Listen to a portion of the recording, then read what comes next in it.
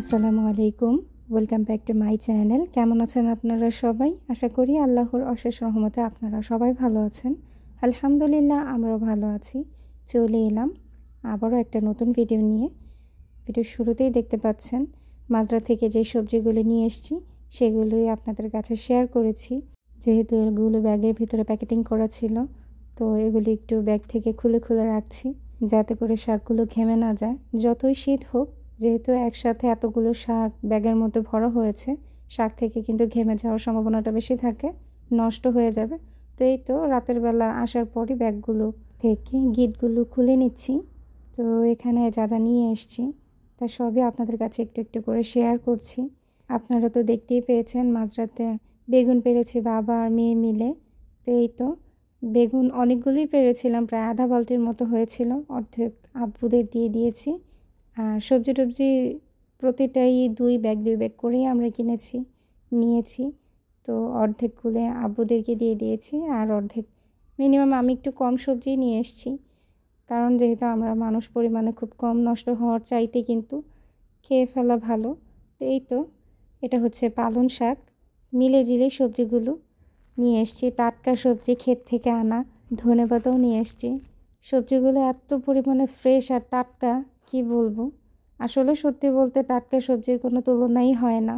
আর তা যদি ক্ষেত থেকে তুলে আনা হয়, যারা গ্রামে থাকে তারা এই জিনিসটা খুব ভালো করে জানে, টাটকা সবজি খেতে যে কত মজা আর কত ভালো, তার তো কোনো তুলনাই হয় না। আর এই যে আমি যে বলেছিলাম আমার ছোট ভাই কিছু বড়ি পেড়েছিল, তো এরকম ছোট ঝুড়ির এক ঝুড়ি হয়েছে, আর ওইখানে আমরা গাড়িতে বসে অনেকগুলো বড়ি খেয়েছি। এটা হচ্ছে পরের দিন, মোটামুটি সকালে নাস্তা খাওয়ার পর দুপুরের জন্য সবজি কাটছি। আপনারা তো দেখতেই পেয়েছিলেন কিছু সবজির ডাল নিয়ে এসেছিলাম, বলতে গেলে কুমড়োর আগাডোগা, যে শুটকি তরকারি আমরা খাই না সেইটা। তো আমি ভেবেছিলাম লাউয়ের আগাডোগা দিয়ে দিয়েছে, কিন্তু না, এখানে দেখি কুমড়োর আগাডোগা। তো কী আর করার, যেটা এনেছি সেটা তো আর ফেলে দেওয়া সম্ভব না। তো দেখি সবই অনেক বাড়তি টাইপের, করা না। তো যতটুকু পেরেছে ততটুকু এখান থেকে নিয়েছি, অনেক কষ্ট করে, অল্প অল্প করে। আমার হাজব্যান্ডের প্রিয় খাবার এটা, শুটকি তরকারি, লাউ শাকের আগাডোগা দিয়ে, তারপর সাথে আরও কিছু সবজি অ্যাড করে যে শুটকির তরকারিটা রান্না করে। এটা আপনাদের ভাইয়ের অনেক পছন্দের একটা খাবার, সে খুব পছন্দ করে। তো কী আর করার, হাজব্যান্ড যেহেতু শখ করে এটা দাঁড়িয়ে থেকে তুলে নিয়ে এসছে, তো এটা না করে কি দিলে হয়? তো আপনাদের ভাইয়া বলছিল যতটুকু পারো ততটুকুই নাও, অল্প একটু রান্না করলেই হবে। তো আমি এখান থেকে যতটুকু সুবিধা মনে হয়েছে ততটুকুই নিয়েছি। এই যে দেখুন, এতটুকু পাতা নিতে পেরেছি এতগুলো ডালপালা থেকে আর কি। এখন আমি এর মধ্যে আরও কিছু সবজি অ্যাড করব, যেমন সিম, বেগুন। আপনি আপনার মর্জি মতো যত খুশি তত সবজি অ্যাড করতে পারবেন, এটা আপনাদের ইচ্ছা। শুটকি তরকারির মধ্যে যত বেশি সবজি দেবেন তত বেশি শুটকি তরকারি খেতে খুব মজা লাগে। তো এখানে যেহেতু আমি মাজরা থেকে যে সবজিগুলো নিয়ে এসেছি সেই সবজিগুলি এখানে আমি অ্যাড করব। এখানে বেগুনগুলি এত সুন্দর, একটাতেও পোকা নেই, অনেক সুন্দর। দেখুন যখন কেটেছে একদম সাদা, অনেক ফ্রেশ আর কি, কি বলবো।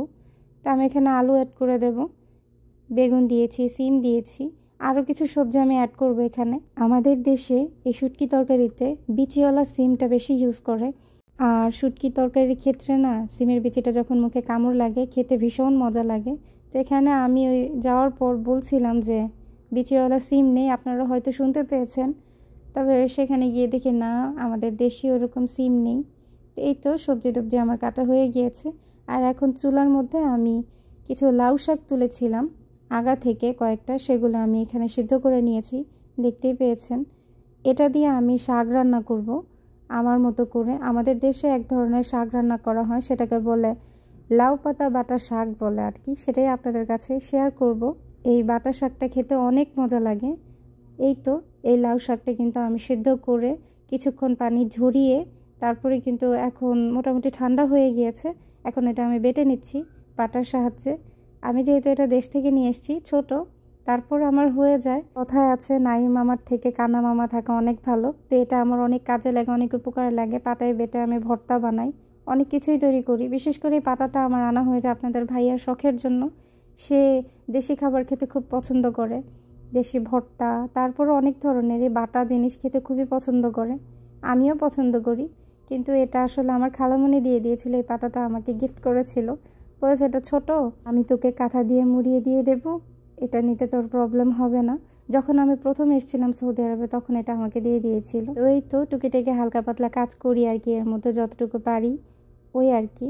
তো এই তো আমার কিন্তু লাউ পাতাগুলো বাটা হয়ে গিয়েছে খুব সুন্দরভাবে। আর হাতে বাটা জিনিসের তুলনায় কিন্তু হয় অন্যরকম।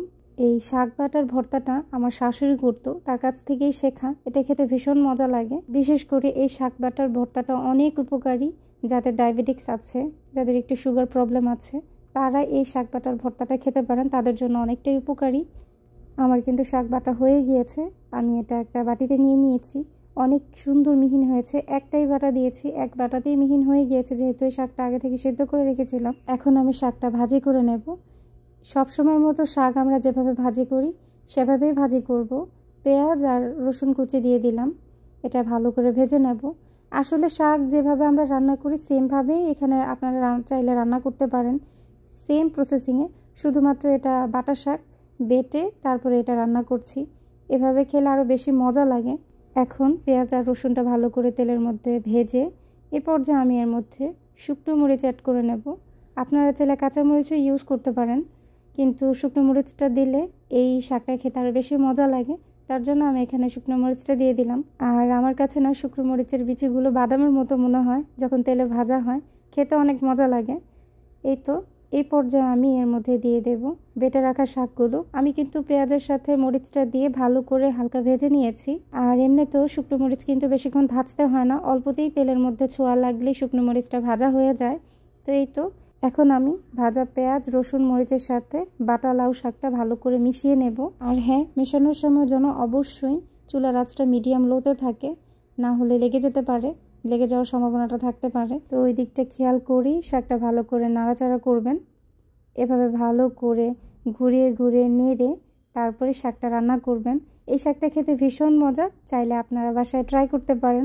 যাদের পাটা নেই তারা চাইলে ব্লেন্ডারও ট্রাই করতে পারেন একটু মিহিন করে। লাউ শাক কিন্তু প্রায়ই পাওয়া যায়, তো আপনারা চাইলে লাউ শাকটা ভালো করে ধুয়ে তারপরে এটা সেদ্ধ করে, যদি আপনারা রসুন আদা এগুলি যেহেতু ব্লেন্ডার করা যায়, এটাও ব্লেন্ডার করা যাবে। একটু পানিটা কম দিবেন, ওই অনুসারে পানিটা কম দিয়ে তারপরে ব্লেন্ডার করে নেবেন। তো চাইলে এভাবে একবার হলো শাকটা রান্না করে ট্রাই করে দেখতে পারেন। আই থিঙ্ক আপনাদের কাছে অবশ্যই ভালো লাগবে, আমি মনে করি। এই তো শাকটা কিন্তু আমার রান্না করা হয়ে গিয়েছে, ভীষণ মজা খেতে। সত্যি বলতে শাকটা যখন রান্না করেছি এটা কিন্তু আমার আর বেশিক্ষণ টাইম লাগেনি, সাথে সাথে গরম ভাতের সাথে আপনাদের ভাইয়া কিন্তু খেয়ে নিয়েছে, বাচ্চারাও খেয়েছে। আমার বাচ্চারাও এই শাকটা খুব পছন্দ করে, আমরা সবাই পছন্দ করি। লাউ শাক রান্না করার পর আমি যে শুটকি তরকারি রান্না করার জন্য লাউ শাকের আগা ডোকা সবজিগুলো কেটেছিলাম, সেগুলো দিয়ে যে বলেছিলাম শুটকি তরকারি রান্না করব, এই তো আমি কিন্তু এই সবজিটা ভালো করে ধুয়ে নিয়েছি। এখানে আমি মলাই শুটকি দিয়েই শুটকি তরকারিটা রান্না করছি। যেহেতু সৌদি আরবে তেমন ধরনের শুটকি বেশি পাওয়া যায় না, লোটা শুটকি আর এই যে মলাই শুটকি, এই দুই ধরনের শুটকিটাই আমার ঘরে বেশি ব্যবহার করা হয়। আর মাঝে মধ্যে পুঁটি শুটকিটা পাওয়া যায়, সেটা দিয়ে পাটায় বেটে তারপর আমি ভর্তা টর্তা বানাই। আর আমি মনে করি যে শুটকি তরকারির ক্ষেত্রে মলাই শুটকিটা দিয়ে যদি আপনি শুটকি তরকারিটা রান্না করে খান তাহলে এটা বেশি মজা হবে। শুটকিটা একটু কামড়ে লাগলে অনেক ভালো লাগে। মলাই শুটকিটা কিন্তু আমি এমনি তো আগেই একটু ভেজে তারপর গরম পানিতে ভালো করে ধুয়ে ক্লিন করে নিয়েছিলাম। এই তো আমার শুটকি তরকারিটা রান্না করা হয়ে গিয়েছে।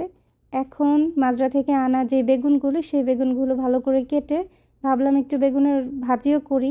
যেহেতু সবজিগুলো একদম টাটকা, তো টাটকা সবজিগুলো থেকে ভাবলাম একটু একটু করে প্রত্যেকটা ডিশই করি। যেহেতু সবজি আজকে আমাদের ঘরে নিরামিষই বেশি, বিশেষ করে সব কিছু সবজিরই আইটেম। আর ভাবলাম যে মাজরা থেকে যেই সবজিগুলো নিয়ে এসেছি, যেহেতু শাক, এগুলি তো বেশি দিন রাখা যায় না, ফ্রোজেন করা তো সম্ভব না এসব সবজি, তো তার জন্য ভাবলাম যে একটু বেশি বেশি করে রান্না করেই শেষ করে ফেলি। আর আজকে যেহেতু সবজির আইটেমগুলো বেশি ছিল, তার জন্য অল্প অল্প করে আজকে সবজির আইটেম অল্প অল্প করে রান্না করেছি। এখানে লাল শাকটাও রান্না করে নিয়েছি। লাল শাকের মধ্যে সচরাচর কেউ ধনেপাতা দেয় কিনা আমি জানি না, তবে আমি ভাবলাম যে ধনেপাতাটাও দেই, দেখতে খুব সুন্দর লাগবে, স্মেলটাও দারুণ আসছিল, তার জন্য একটু ধনেপাতাও দিয়ে দিয়েছি লাল শাকের মধ্যে। এই তো আমার কিন্তু লাল শাকটা রান্না করা হয়ে গিয়েছে। এগুলো রান্না করতে করতে কিন্তু আপনাদের কাছে একটা জিনিস চাইতে ভুলেই গিয়েছি। যারা যারা এখনও পর্যন্ত আমার ভিডিওটি দেখছেন তারা প্লিজ আমার ভিডিওতে লাইক দিয়ে দিবেন এবং আপনাদের সুন্দর মতামতগুলো আমাকে জানাতে ভুলবেন না। কারোর সাথে নিয়ম করে কথা না বলাই ভালো, কথা বললে মায়া বাড়ে। অভ্যাস হয়ে যায়। তারপর এক সময় কথা বলা বন্ধ হয়ে গেলে দম বন্ধ হয়ে আসে।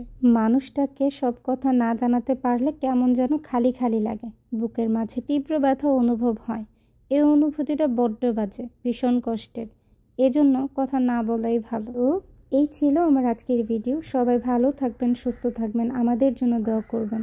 আল্লাহ হাফিজ অ্যান্ড আসসালামু আলাইকুম রহমতুল্লাহি ওয়া বারাকাতুহু।